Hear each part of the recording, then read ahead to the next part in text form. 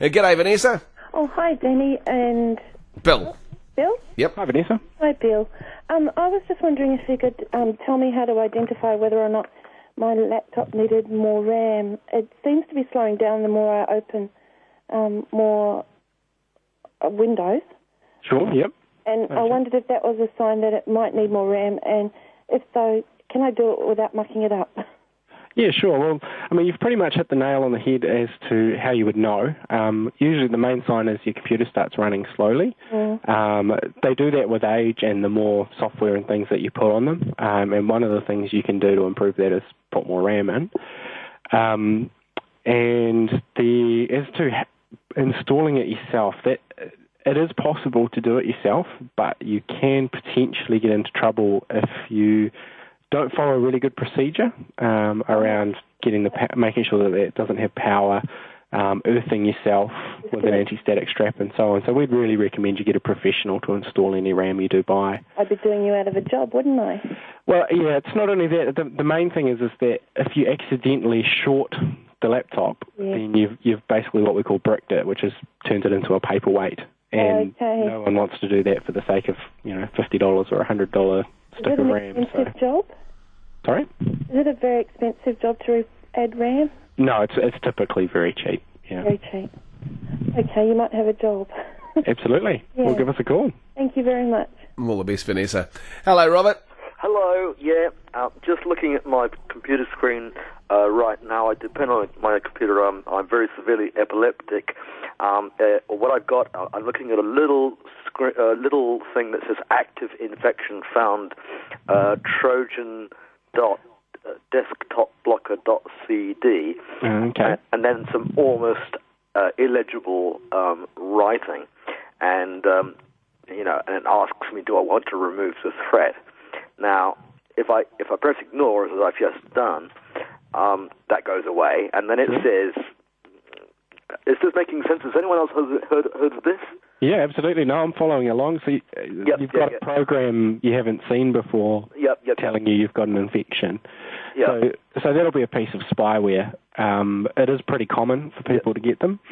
There's a great free program you can use to try and clean it up. Probably the best, I'll tell people about it. It's called Malware Bytes, Malware, and then Bytes, B-Y-T-E-S, like computer bytes. And if you do a Google search for that, you'll be able to download that program, and that cleans up spyware.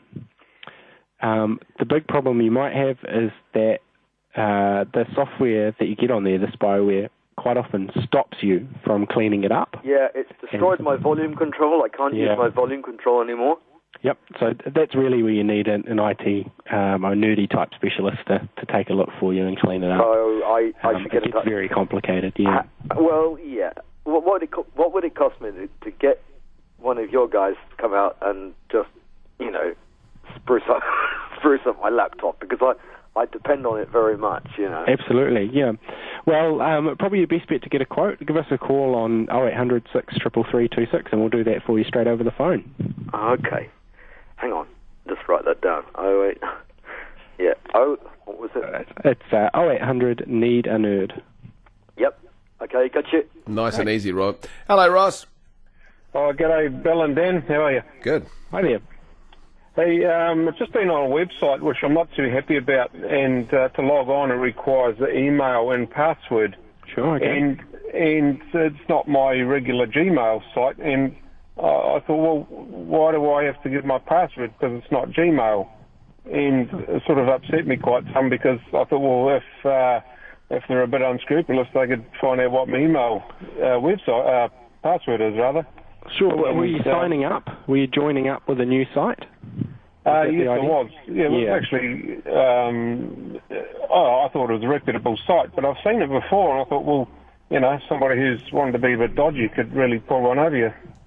Yeah, well, you do need to be careful with your passwords. The important thing there is that when you go and sign up with a new website, they ask you for your email address so they can contact you. And they're also usually asking you to choose a new password for just that website. So they're not I discovered that, but only after I'd gone in to sign up. Sure. And I thought, well, I wonder how many people actually put their real password in I mean, Yeah. there might be only 1 in 10, but someone who's unscrupulous could really take Yeah. advantage of that. I'd bet good money it's very, very common for people to do that. And we run a number of courses and columns and articles, and we say, keep your passwords separate. That's the best advice we can give. And, you can always go back, sign back into that website and change your password to something different. And with any luck, you won't have any problems after that. Well, the other one I did the other day, I downloaded some, can't remember what it was, some new home page, and then I couldn't get rid of it. Yeah. So I had to go back into the back of the computer and, get rid of the program. Yeah, absolutely. Give it a good clean out. Sods of things. Got Bill Brown with us from Need a Nerd, guys. Get on the phone. It is the Tech Tuesday, 0800 80 1080. News Talk ZB. Tech Tuesday with 0800 Need a Nerd. Ask them anything techie. News Talk ZB. Hello, Barb. You got a question for Bill? Yes, I have actually, Bill. Bill, I have been given. I haven't got a computer. I've been given a second-hand computer, obviously, Oh, from nice. my neighbour's daughter, who's a teenager, and has got laptops. Now, I've got it sitting here in the garage. Know nothing about. Well, I know a bit about computers, but how much would it roughly cost to set it up? Like, I need to be near a jack point power telephone, don't I? Not to set it up, no, just to get the internet. You can Well, that's set what I them up. mean. Yeah, to get the internet, you'll need either broadband, you need to sign up for broadband, or you'll need to have it plugged into your phone line. No, I don't want that because I've got a lot of phone calls and overseas. I don't want it holding up the phone. No, broadband's the way to go then. Broadband's fantastic. What about that other one? The mobile one? Oh no, I'm thinking yes. We can't mention that. Yeah, I know what you mean. Yeah. Oh no, fair enough. And so I would be better to get a technician from where do you go to get a technician? A computer shop? Well, I live in Wellington. Sure, you can do that, or you can give us a call. We're mobile, so we come out to you. Are you really? Yeah. All right. Absolutely. And I'll do that when I can find out the cost. And we'd be happy to give you a quote over the phone as well. Oh, jolly good. Thanks very much, Bill. No problems, Barb. Bye-bye. That's the famous Barb from Wellington, Bill. Yeah. Absolutely. I mean, how often do people do that? Like, there won't be that many people out there, but there must be a certain percentage of people that either don't own or haven't been hands-on with a computer, get given a computer. Are you sometimes asking for trouble? You can be. I mean, there's a lot to learn. There are some great programs out there, and I'm not aiming this at you, Barb, but for the more older generation who are starting to get into computers later on in life, there's some fantastic programs out there to help them get up to speed. A lot of the community colleges run some great IT programs, and another one we work quite closely with is SeniorNet, and they're right across the country. Well, it's interesting. My father-in-law's involved with SeniorNet, and I mean, man, the stuff he does on the computer leaves you for dead. Absolutely, they pick it up real quick. They are right into it now. I just want to go back to our first caller. Vanessa was talking about a slow computer. Mm-hmm. I mean, putting in more RAM, or what happens when your computer just gets tired? It's like a worn-out notebook, literally. Sure. Well, I mean, there's a couple of things you can do. Vanessa talked about adding more RAM. You can also give the computer a thorough cleanup. But in some cases, that's not going to make much difference. Really, your computer's just too old and it's time for an upgrade.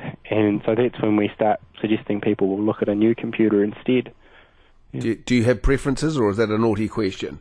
No, we don't really have preferences. We work reasonably closely with all the major brands, and basically what we're looking for is a good deal for our customers. And, as long as they're getting good support, then they should buy what suits them. You're saying all the right things. Bill Brown from Need a Nerd. Have yourself a very good afternoon, and I'm sure we'll be talking to you in the not too distant future. Thanks very much, Danny. You take care. That's Bill Brown, Need a Nerd.